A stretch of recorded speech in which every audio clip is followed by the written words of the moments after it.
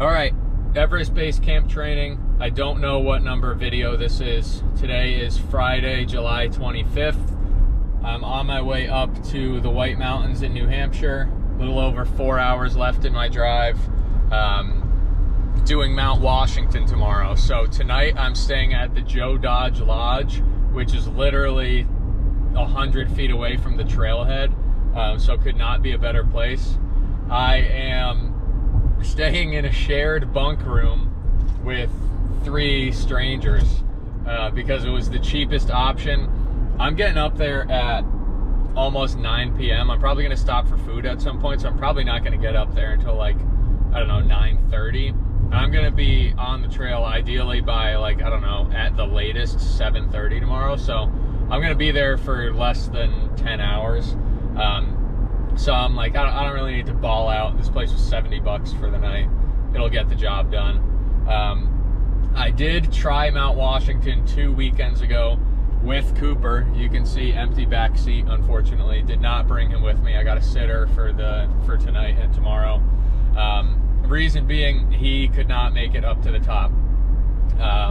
We made it. We did the Tuckerman's Ravine Trail, which is what I'm planning on doing tomorrow.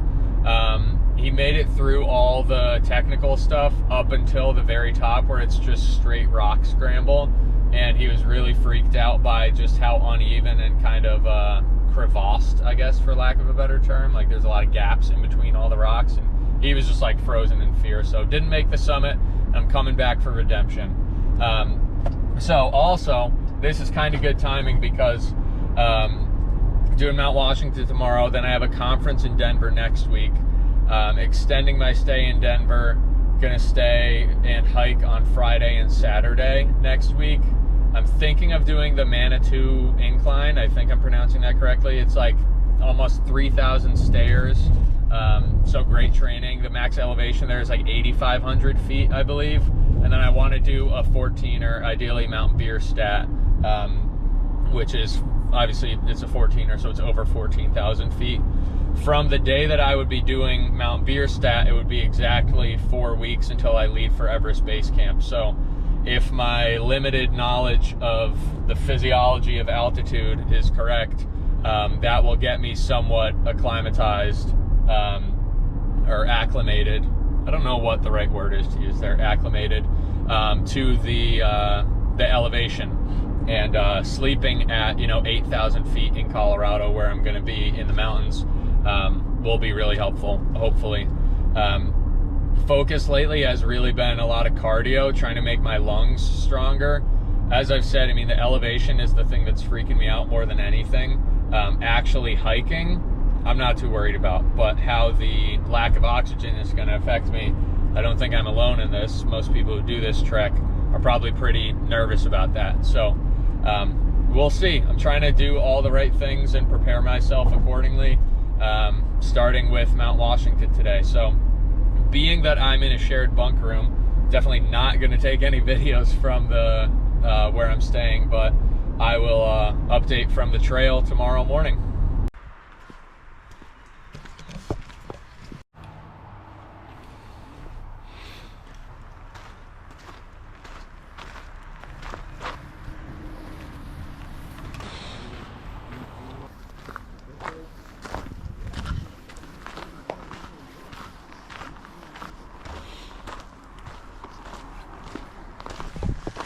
We're off. It is 7 a.m.-ish on Saturday the 26th.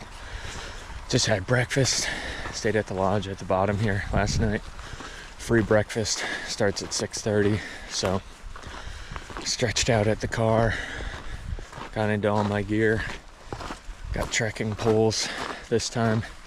Never used them before, so we'll see if I even use them at all. But planning to, at least on the way down, to help with my knees. But yeah, let's do this. Beautiful morning.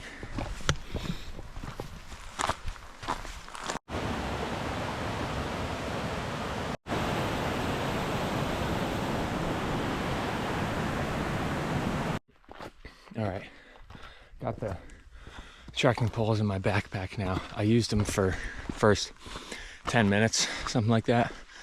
And terrain is like a little jagged, but I don't need them. I kind of want to work out my legs.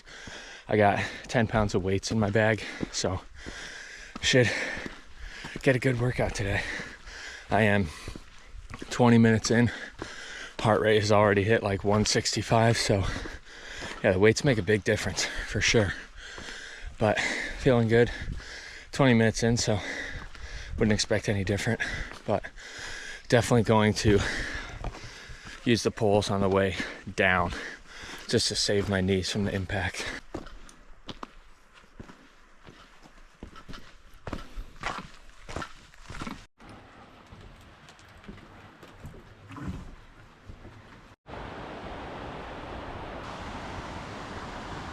Just over 2 hours in, 2.9 miles in, working right now. But the first, 1/3-ish is getting you up to this cabin. Not super technical. Now it's getting rocky. The views are worth it though. Look at that.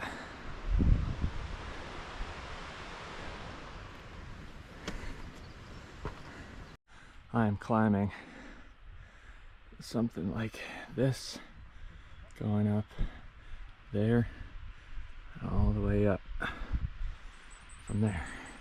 It's gonna get rocky in a minute here.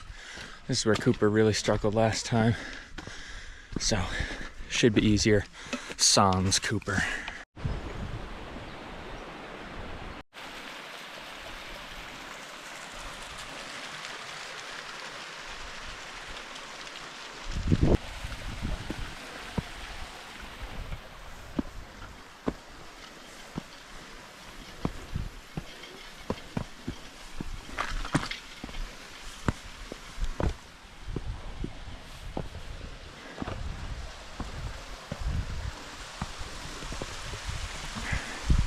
Going up here, winding up and around. It's a little slippery up here where there's water rushing down, but nice breeze. I am 3.35 miles in, so a little over a mile left, but how much vert? 1,500 feet of vertical left. 1 mile of steep climbing.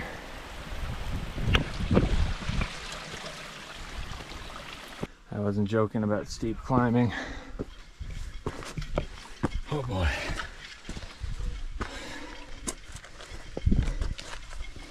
Where am I going?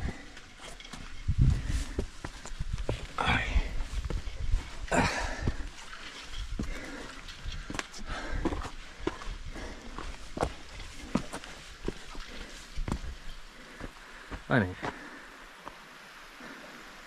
Worth it. The lion's head right there.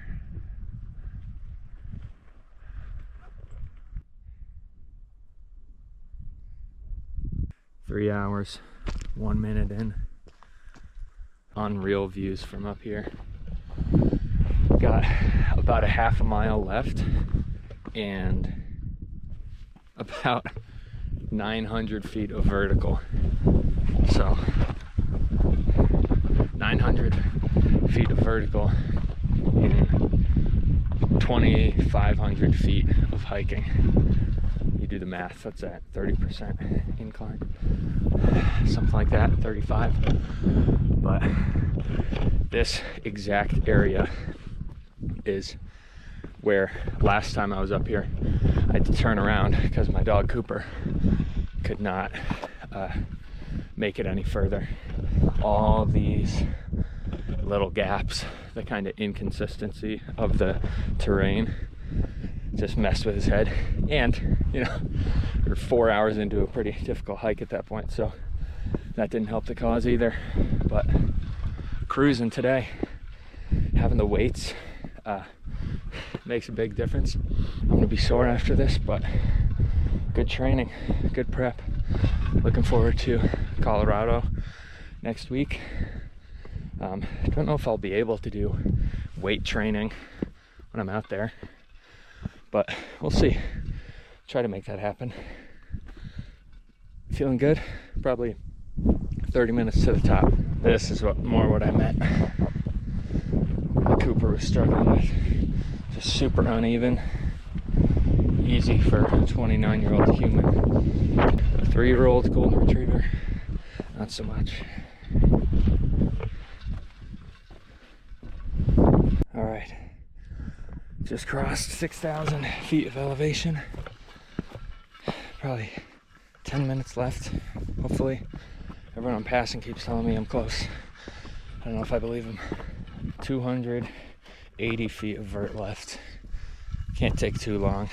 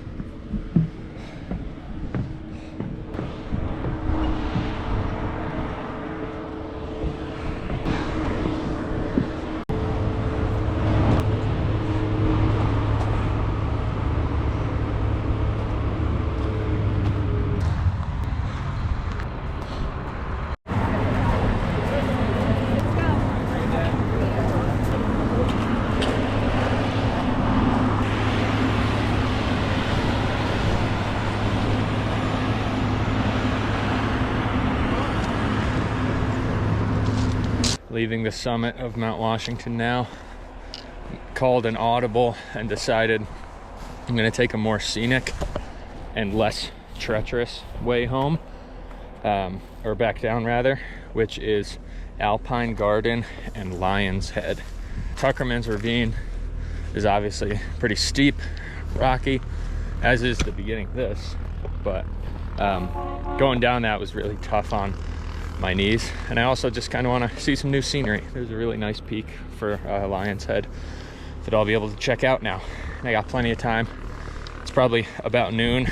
Just chilled at the top for probably 45 minutes. Got some food, rehydrated a little bit, and yeah, heading back down. Good morning, and looking forward to the parking lot now. Looks like I'm going up those rocks right there over to Alpine Garden.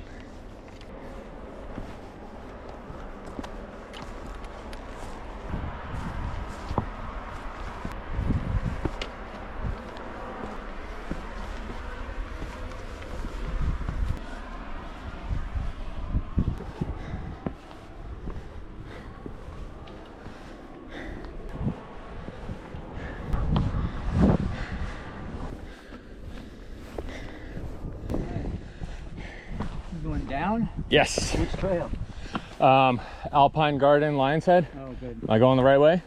Yeah, there's a sign for Alpine Gardens. Okay. I was gonna say, just don't go down Huntington. Okay. You went up it today?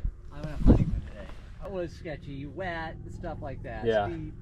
I went down Lion's Head, and it bypassed all that, and then it cuts over and it joins back up with Tuckerman Trail again. Okay. So that's the way to go. I just passed by a group of 6 guys barefoot on this shit, and the 7th guy had his shoes on. So one sensible person out of the group.